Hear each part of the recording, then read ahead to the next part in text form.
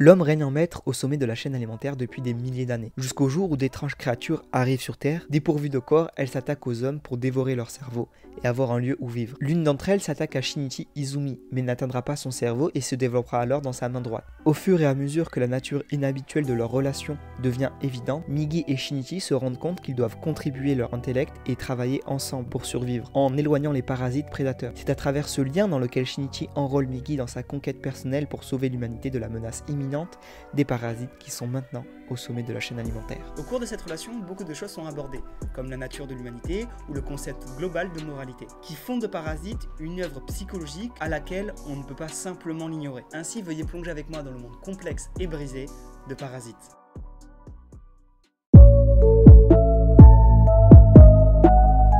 Dans Parasite, l'exploration de l'identité et de la dualité est un thème central qui se manifeste à travers le personnage de Shinichi Izumi. Lorsque Shinichi est infecté par le parasite, celui-ci prend le contrôle de son bras droit. Cette coexistence forcée entre Shinichi et le parasite, appelé Migi, crée une tension intrinsèque entre l'humanité et l'aliénation. Comme il est dit dans le synopsis, l'homme règne sans partage sur la chaîne alimentaire, laissant derrière lui toutes les autres espèces animales. Et l'approche de son manga est telle qu'on vient à se poser la question, que se passerait-il si une espèce encore plus immersive, encore plus dangereuse que l'humanité, prendrait la place de celle-ci au sommet de la chaîne alimentaire. Et c'est exactement ce à quoi nous amène l'œuvre Parasite. La présence de Migi dans le corps de Shinichi soulève des questions profondes sur l'intégrité personnelle et l'essence de l'identité humaine. Shinichi lutte avec l'idée de savoir s'il reste fidèle à lui-même ou s'il se transforme en quelque chose de différent. En gardant le contrôle de sa main droite, Shinichi conserve un lien avec sa nature humaine, mais il est également confronté à des dilemmes moraux et éthiques en raison de la présence de Migi. Cette dualité entre Shinichi et Migi se reflète également dans leur personnalité contrastée. Shinichi représente l'aspect émotionnel, compassionné et réfléchi de l'humanité, tandis que Migi incarne la rationalité, la logique et l'absence d'émotion des parasites. Les interactions entre Shinichi et Migi mettent en évidence les conflits entre ces deux aspects, ce qui conduit à des moments de tension et de remise en question profonde. De plus, cette dualité offre une réflexion intense sur la nature changeante de l'identité et sur la façon dont les circonstances peuvent influencer notre perception de nous-mêmes. Parfait exemple de ce que j'avance n'est autre que le personnage de Shinichi. Tout au long de l'histoire, il évolue et s'adapte à sa situation, remettant continuellement en question ses valeurs, ses croyances et sa compréhension du monde. Son parcours devient un véritable voyage de découverte de soi, où il se doit de jongler entre son humanité et sa relation avec Migi. Cette exploration de l'identité et de la dualité m'a invité à réfléchir sur notre propre nature humaine et sur la façon dont des forces extérieures peuvent façonner notre perception de nous-mêmes. Cela soulève également des questions fondamentales sur ce qui nous définit en tant qu'individus, sur notre capacité à faire des choix moraux et sur la manière dont nous nous adapterons aux circonstances qui s'offrent à nous. Le chef-d'œuvre de Parasite remet en question les frontières traditionnelles de l'identité et nous encourage à une exploration plus profonde de la complexité de l'être humain. Il est de coutume d'admettre qu'une espèce qui s'attaque à l'humanité est forcément une espèce monstrueuse et dangereuse. Mais de leur point de vue, que sont-elles? Migi, le parasite coincé dans le bras de Shinichi, cherche des réponses à toutes ces questions, et sa conclusion est marquante, mais pourtant vraie. L'être vivant qui se rapproche le plus du monstre, c'est l'homme. L'humanité elle-même n'est pas dépeinte de manière unidimensionnelle. Alors que les parasites représentent une grande part de monstruosité dans l'œuvre, les humains ne sont pas exempts de défauts et d'actions discutables. Certains humains dans l'histoire se montrent cruels, violents et prêts à sacrifier d'autres individus pour leur propre intérêt ou leur survie.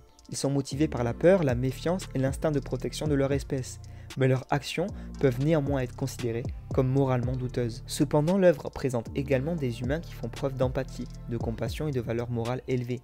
Des personnages tels que Shinichi et certains de ses proches se distinguent par leur volonté de protéger la vie humaine, leur réflexion sur la moralité de leurs actions et leur capacité à remettre en question leurs propres convictions. L'humanité dans l'œuvre Parasite est exprimée dans un spectre aussi large que possible. Ainsi, nous pouvons faire la connaissance de personnes purement égoïstes et à l'inverse, des personnes purement altruistes. L'œuvre insiste donc sur la capacité de l'homme à pouvoir se présenter sous son meilleur jour ou alors se présenter sous son pire jour, décrivant alors la nature humaine autant complexe que possible dans toute sa splendeur, l'amenant alors à des choix moraux variés. Mais les parasites sont dépourvus d'empathie et considèrent les humains comme une ressource à exploiter. Leur nature prédatrice et leur incapacité à ressentir des émotions les conduisent à commettre des actes de violence et de meurtre sans remords.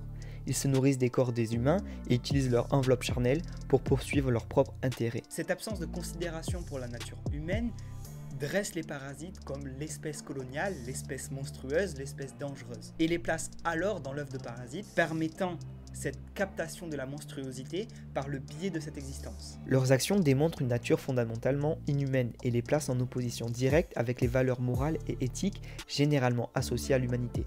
En mettant en contraste les parasites et les humains, Parasite explore les aspects sombres et lumineux de l'humanité. Elle rappelle que les individus ont la capacité de faire des choix moralement justes et de se montrer compatissants, mais aussi qu'ils peuvent être influencés par des instincts de survie et des peurs qui peuvent les conduire à des comportements discutables. Ainsi, l'œuvre de Parasite présente une maxime aussi nuancée que possible sur la nature humaine, montrant que les humains sont confrontés à des dilemmes moraux autant variés que possible, dressant la nature de l'humanité sous son meilleur jour comme sur son pire jour, et qu'ils ont alors le potentiel de transcender leurs instincts les plus enfouis.